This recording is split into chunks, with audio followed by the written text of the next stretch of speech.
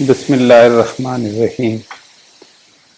पिछले दिनों Saudi government ने नई उम्रा पॉलिसी अनाउंस की थी 1442 हिजरी की।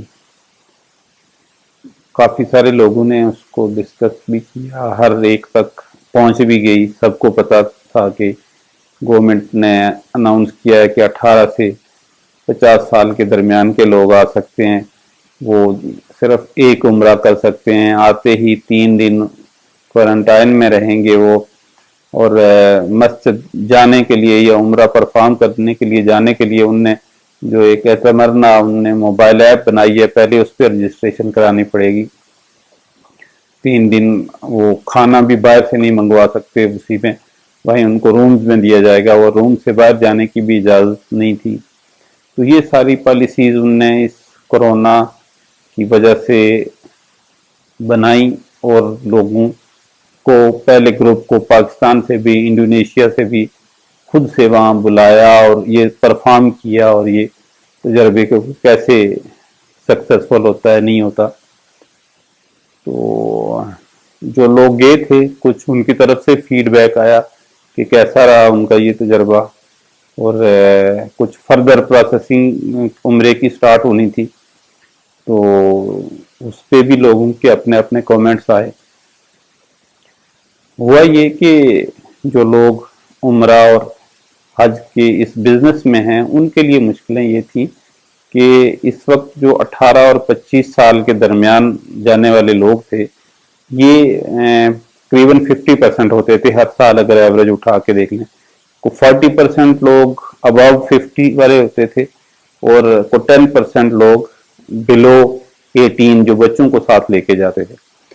तो ये लोग उन 50% को कैटर करते थे कि जो अबव 50 वाले हैं या बिलो 18 वाले हैं, ताकि पूरा फैमिली साथ जाते थे। तो जब वो 50% एक सेगमेंट निकल गया इसमें से, तो बाकी 50% रह गया। तो वो 50% में से भी कुछ लोग 30% उनके साथ जाते थे, जो अपने पेरेंट्स को साथ लेके जाते थे या अपने बच्चों के साथ फैमिली के साथ जाते थे। जब वो दोनों निकल गए तो हार्डली जो पीछे रह गया सेक्शन, ये 15 से 20% है जो जानने वाला है।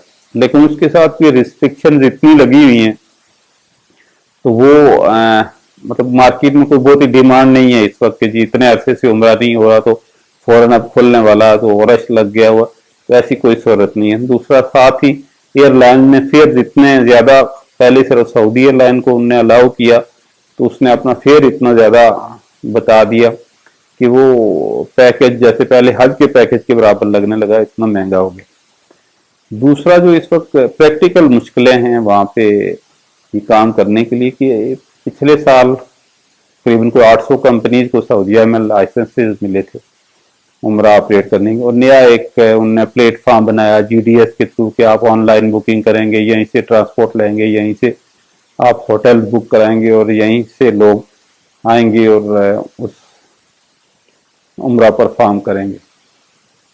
अब पिछले साल की उसकी वजह से कुछ लास्ट में जैसे कोरोना आ गया तो कुछ लोग रुक गए, बाद में आए कुछ हुए, तो उनने ऑलमोस्ट सारी कंपनीज ब्लैक लिस्ट कर दी वहां पे। अब आहिस्ता आहिस्ता करके वो नई कुछ कंपनीज को ओपन कर रहे हैं दोबारा।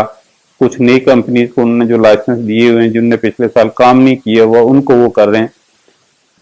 तो यहाँ से पाकिस्तान से जो लोगों ने पहले कंपनीज के साथ काम किया था, जिनके पीछे उम्रा एग्रीमेंट्स थे, अगर इस साल वो कंपनी काम नहीं कर रही तो उसको उसी अपने यहाँ के एआटा को किसी नई कंपनी पे लगाने के लिए बहुत सारी मुश्किलात हैं इस वक्त। पहले तो ये है कि उसको अपना पुराना जो आई बैन अकाउंट है वहां पे, उसमें अगर कोई फंड पड़े हुए हैं तो या तो उसको पाकिस्तान ट्रांसफर कराना पड़ेगा या उस कंपनी को ट्रांसफर करना पड़ेगा, ताकि उसका बैलेंस जीरो हो जाए वहां पे। वंस वो बैलेंस जीरो होता है तो आइदर वो अकाउंट क्लोज होगा या वो अकाउंट दूसरी कंपनी को ट्रांसफर होगा। अभी तक हुआ एक भी नहीं है, तो तब जाके वो नया बिजनेस स्टार्ट कर सकेगा। दूसरा, अगर किसी नई कंपनी को नए आटा ने पाकिस्तान से किसी वहां की जो नई कंपनी है उसके साथ एग्रीमेंट करना है, तो वो नई कंपनी अभी तक वहाँ एग्रीमेंट्स तो ऑनलाइन हो गए, आगे उनने अपने सिस्टम पे भी चढ़ा दिए, वेरीफाई भी कर दिए, कंपनीज भी एक्टिव हो गई 2000 रियाल पे करके। लेकिन वो अभी तक स्टेटस उनका ये आ रहा है कि वो waiting for approval from embassy पड़े हुए हैं सारे। तो अभी तक एम्बेसीज ने काम ही स्टार्ट नहीं किया। जैसे ही एम्बेसी काम स्टार्ट करेगी तो फिर ये लाइसेंस एक्टिव होना शुरू होंगे। तीसरी चीज ये थी कि अभी तक जो पाकिस्तान में बैंक्स जहाँ से रेमिटेंस जानी होती है, तो स्टेट बैंक की तरफ से भी कोई अभी किसी भी बैंक को कोई पॉलिसी नहीं दी गई कि आप फंड्स भेजेंगे तो कैसे भेजेंगे, उसके लिए आपको क्या क्या डॉक्यूमेंटेशन करनी है।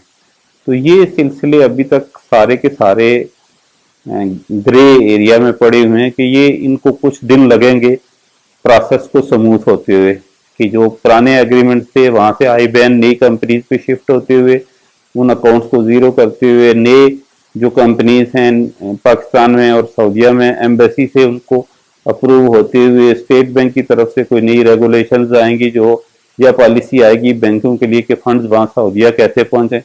फिर ये जब ये प्रोसेस कंप्लीट होगा उस वक्त कोई वीजा दे सकेगा, पैकेज अनाउंस कर सकेगा, और पैकेज के साथ अपनी बाकी शराइत भी वो बताएगा। क्योंकि अभी तक जो एक शर्त है पैकेज में उम्रा पे जाने वालों के लिए कि मिनिमम 50 लोगों का ग्रुप हो, और जो एक ही फ्लाइट पे जाए, एक ही फ्लाइट पे वापस आए, एक ही होटल में रहे, और एक ही उनकी ट्रेवलिंग हो सारी मक्का और मदीना के दरमियान, और सारी वो एक ग्रुप मूवमेंट हो।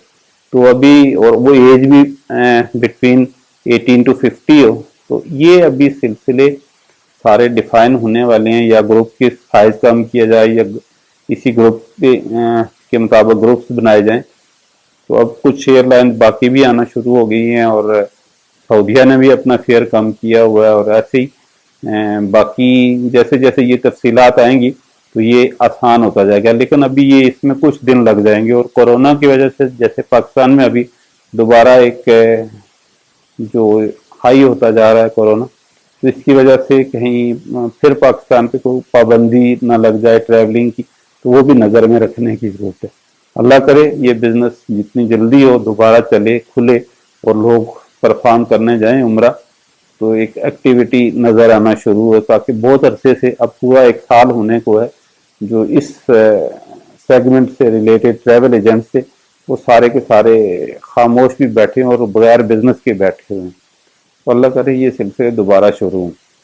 उम्मीद है इंशाअल्लाह कि नेक्स्ट वीक तक काफ़ी क्लैरिटी आना शुरू हो जाएगी। अल्लाह आप सबका हामी नासर।